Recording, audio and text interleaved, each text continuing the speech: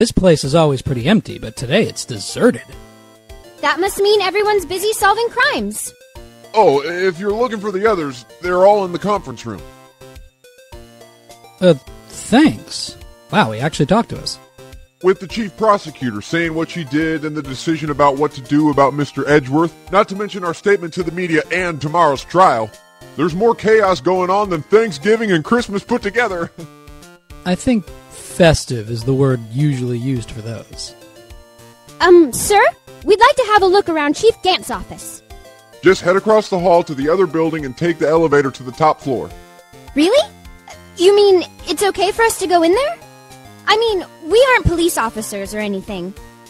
Hey, you're right. You can't go in there. It's off limits.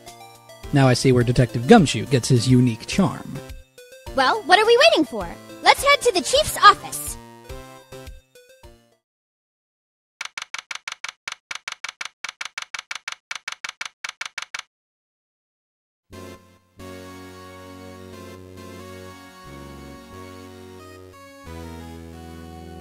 Whoa, where am I? In the chief's office, silly. At least that's what it said on the door. Check out that pipe organ. That's real, isn't it? Hey, I used to take organ lessons in kindergarten. They used to call me Little Miss Bach. I thought I was a genius until they tried teaching me notes.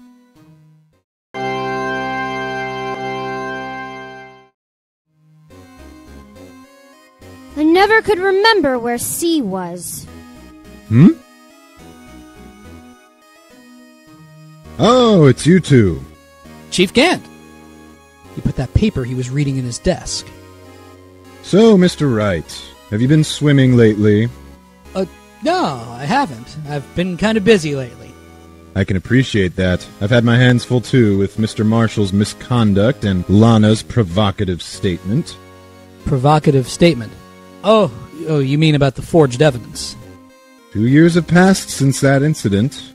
My, how time flies. See that big picture on the wall over there?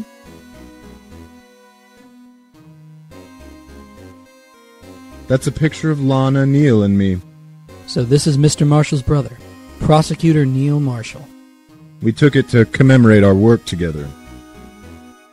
Something's not right with this picture. I can't quite seem to put my finger on it, though.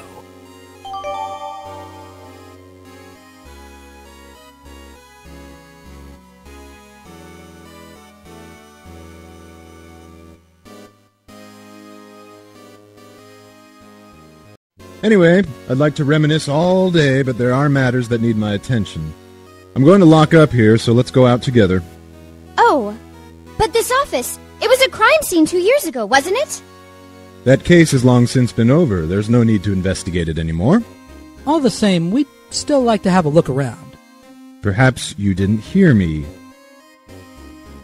I said there's no need to investigate it anymore. Now, hurry up and get out. I have a meeting to attend.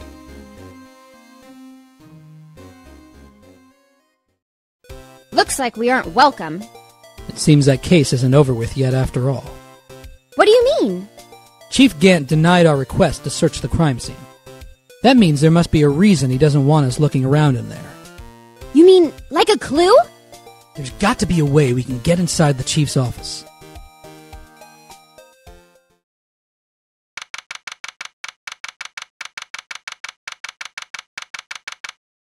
Hey, pal. Detective Gumshoe, were you in a meeting? I was, just taking a breather. My feet hurt. From sitting so long in the meeting? Actually, I had to serve everyone coffee. Sounds like Detective Gumshoe's still out of the loop.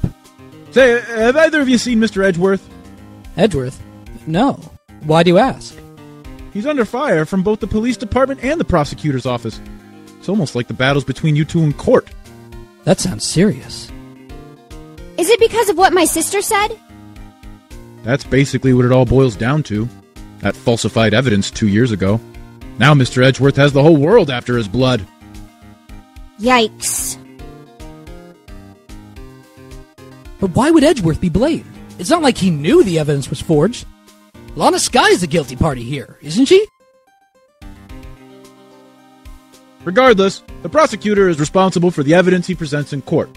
Not only that, but as you know, there have been a lot of rumors going around about Mr. Edgeworth. Those who don't like him haven't been able to do anything because of his amazing talent as a prosecutor. But now with this... Are there really so many people who hate him? In our world, only those with talent rise to the top. Mr. Edgeworth not only had that, but he's young. There's no better recipe I know of for making enemies. Hey, Dick, keep up the good work. Yes, sir. Let's go out for lunch again sometime, my treat. Yes, sir. You gotta take me back to that joint sometime, okay, Dick? Yes, sir. It seems you don't have any problem with enemies. Yeah, well, I'm careful not to stick out. Anyway, I'm a bit worried about him. Under all this pressure, I'm afraid Mr. Edgeworth just might crack. Actually, I took a look at the file earlier while the coffee was brewing. He seems genuinely concerned for Edgeworth. Well, did you find out anything? The only evidence Dark left behind was during his final attack. His final attack? You mean... When he killed Prosecutor Marshall, who was trying to protect some girl. Me? It seems Detective Gumshoe never realized Emma was the girl. That's when he left the most incriminating evidence of all. Well, what was it? Oh, well, let's see. I think it had something to do with the murder weapon. Oh, I forget. Look, it's all written somewhere in here, okay? His powers of recollection never fail to impress. Maybe we should show him the murder weapon. It might jog his memory. About this... Hey, don't tell me that's... It has a tag attached to it with the label SL9 incident on it. I believe this would be the broken murder weapon you were speaking of? What are you doing with that? Ever since that case was closed, that knife's been locked away in a locker. On the day Detective Goodman was murdered, this suddenly disappeared from the locker and was found in Mr. Edgeworth's car muffler. That's it! Now I remember what that incriminating piece of evidence was. When you showed me that knife, it all came back to me. Well, what is it, Detective? Quick, before you forget again!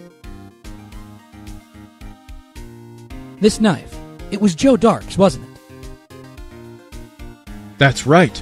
We traced it back to the store he bought it at, and it had his fingerprints on it too.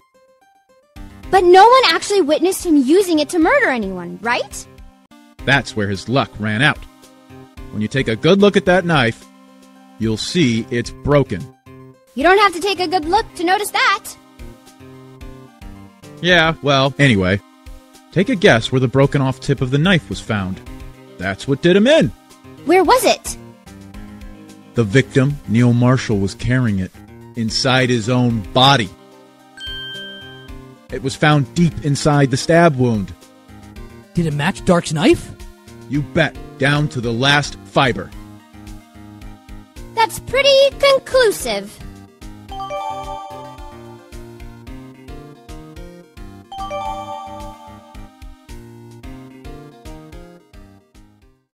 Joe Dark was 42 at the time of the crime. He was just your run-of-the-mill businessman. A businessman? What made him take to serial killing? One day, on his way home from work, he hit someone with his car. With his car? So, it was an accident. An accident, yes, but it transformed him into an animal. An animal. He killed a man that witnessed the accident. Then, he killed a lady who saw the second crime. A kid walked by just then, so he killed him too. Then, when he was burying the bodies, a jogger came upon the scene and was killed as well. Finally, he turned himself in. Seems he was a pretty careless animal. Of course, this is all conjecture. There wasn't a single shred of evidence. So he turned himself in? Yes, but in the middle of his questioning, he fled and murdered his final victim, Prosecutor Marshall. That crime was witnessed by someone too, but fortunately, he was arrested on the spot. It's a good thing that last witness wasn't killed. That last witness? He must mean Emma. About that jar. I think I've seen it before somewhere. Somewhere? Or maybe it's one of those memories people have from previous lives. This must be the most uninformative detective I've ever met. Something about it makes me feel uneasy. It's like I'm in the chief's office, and he's yelling at me. Chief Gant. Where could I have seen that before? Oh, there you have it in a nutshell. That's all I know. Can I ask you one more thing? What is it? If it's money you need, you should ask Chief Gant. It's not money, but it does concern the chief. His office is a crime scene, right? It's where Prosecutor Neil Marshall was murdered? The chief's out now, and his office is locked. But we'd like to have a look around, if that's okay. Well, any detective's ID card can unlock the door. What? Really? But if I let a civilian in there, I'd be charged with breach of trust. Breach of trust? Simply put, I'd be canned. Oh. Sorry, pal, I don't plan on getting fired because of you. How about this ID card? It was Detective Goodman's. That won't work either. The data was deleted the day he died. Oh. So, in other words, Gumshoe is our only chance of getting into that office.